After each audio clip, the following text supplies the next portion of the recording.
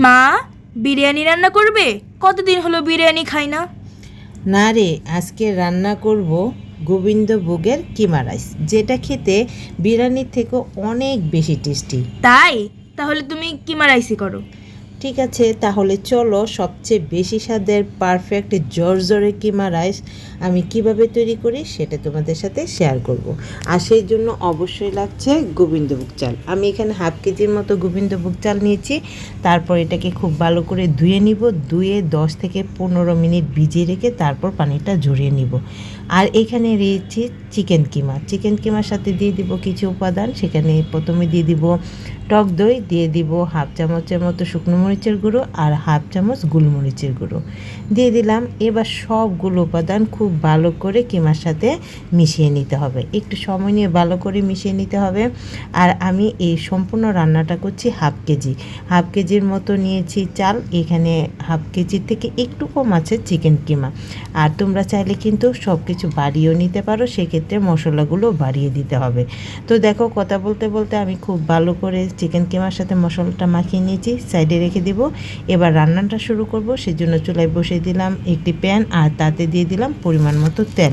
তেলটা গরম হয়ে গেলে এখানে আমি গরম মশলা দিয়ে দিলাম তেজপাতা, এলাচ, দারুচিনি আর লবঙ্গ। এগুলো ফোড়ন থেকে যখন খুব সুন্দর একটা অ্যারোমা ছড়াবে, তখন এখানে আমি দিয়ে দিলাম পেঁয়াজ কুচিটা একটু বেশি পরিমাণেই দিলাম, কারণ এখান থেকে কিছুটা পেঁয়াজ আমি বেরেস্তা করে সাইডে রেখে দিব, আর তারপর বাকি পেঁয়াজটা দিয়ে রান্নাটা করব। তো দেখো, আমার কিন্তু বেরেস্তা করা হয়ে গেছে। তো আমি অর্ধেকটা পরিমাণ পেঁয়াজ বেরেস্তা সাইডে রেখে দিব, কারণ এটাকে আমি পরে ইউজ করব। আর বাকি অর্ধেকটা পেঁয়াজ আমি আবারও কড়াইতে নিয়ে তারপর একটু ভেজে নিব। আর তারপর এখানে দিয়ে দিব পানি, কারণ বেরেস্তাটা যেন পুড়ে না যায়, সেই জন্য পানিটা দিয়ে দিব। পানিটা দিলে বেরেস্তার কুকিং প্রসেসটা বন্ধ হয়ে যাবে। এবার দেখো, সাথে সাথে এখানে আমি দিয়ে দিলাম উঁচু করে 1 চামচ আদা রসুন পেস্ট দিয়ে, এবার আদা রসুনটাকে খুব ভালো করে পেঁয়াজের সাথে ভেজে নিব।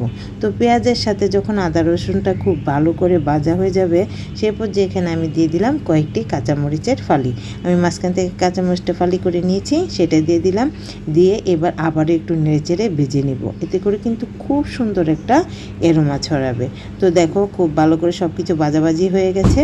এবার যে চিকেন কিমাটা আমি রেডি করে রেখেছিলাম সেটা দিয়ে দিব। দিয়ে এবার চিকেন কিমাটাকে একটু ভেজে নিব।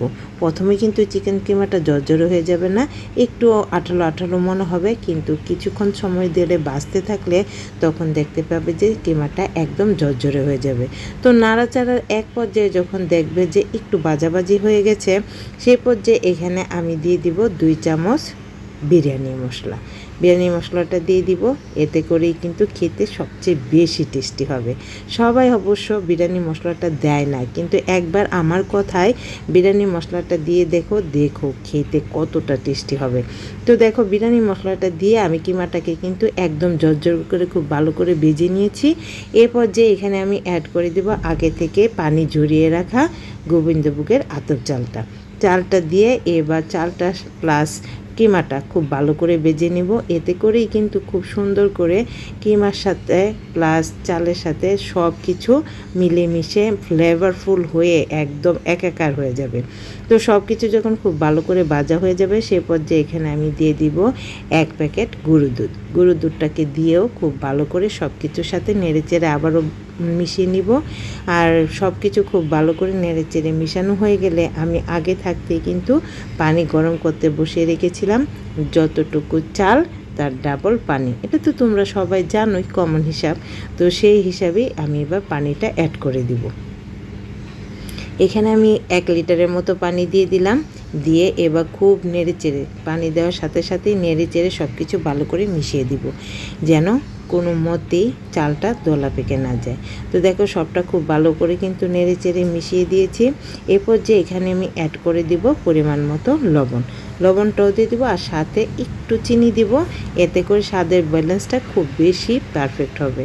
তো দেখো, চিনিটাও দিয়ে দিলাম। দিয়ে এবার লবণ এবং চিনিটাকে খুব ভালো করে সব কিছুর সাথে মিশিয়ে দিব। তো সব কিছুর সাথে সব কিছু ভালো করে মিশিয়ে দিয়ে এবার ঢাকনা দিয়ে ডেকে এটাকে আমি 3 মিনিটের মতো রান্না করে নিব। আর এই পর্যায়ে কিন্তু চুলার আঁচটা কমিয়ে দিতে হবে। তো ততক্ষণ পর্যন্ত রান্না করব যতক্ষণ পর্যন্ত না সম্পূর্ণ পানিটা শুকিয়ে যায়। তো দেখো 2-3 মিনিট পরেই কিন্তু খুব ভালো করে সম্পূর্ণ পানিটা শুকিয়ে গেছে। তো এই পর্যায়ে কিন্তু অনেকটা জর্জরে হয়ে গেছে। বাকি জর্জরেটা আরেকটু পরে দেখাবো, কিন্তু তার আগে এখানে আমি আরও কিছু উপাদান দিয়ে দিব। প্রথমেই দিয়ে দিব পেঁয়াজ বেরেস্তা, যে বেরেস্তাটা আমি রেখেছিলাম সেটা দিয়ে দিলাম। দিয়ে দিব কয়েকটি কাঁচামরিচ, লাস্ট পর্যায়ে এরকম কাঁচামরিচ দিলে না খুব সুন্দর একটা ফ্লেভার হয়। তো কাঁচামরিচটা দিয়ে দিলাম। আর তারপর এখানে দিয়ে দিব আমি 1 চামচের মতো কেওড়া জল, আর দিয়ে দিব 1 চামচ উঁচু উঁচু করে ঘি। ঘিটাও দিয়ে ঘিটা আমি চারিদিক থেকে সুন্দর করে ছড়িয়ে দিব। আর তারপর ঢাকনা দিয়ে ঢেকে একদম লো আছে এটাকে আরও 4-5 মিনিটের মতো রান্না করে নিব। ততক্ষণে দেখতে পাবে যে আমাদের পোলাওটা কিন্তু একদম ঝরঝরে আর পারফেক্ট হয়ে যাবে।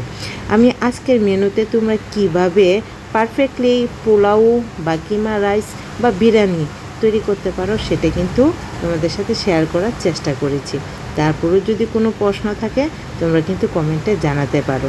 তো আমার রেসিপিটা আজকে কেমন লাগলো কমেন্ট করে জানিও, আর ভালো লাগলে বেশি বেশি শেয়ার করে দিও। আমার চ্যানেলটাকে সাবস্ক্রাইব আর পেজটাকে ফলো করে দেওয়ার জন্য তোমাদের কাছে খুব বেশি অনুরোধ রইল। তো দেখতেই পাচ্ছ আমাদের কিমা রাইসটা কতটা সুন্দর আর কতটা ঝরঝরে হয়েছে।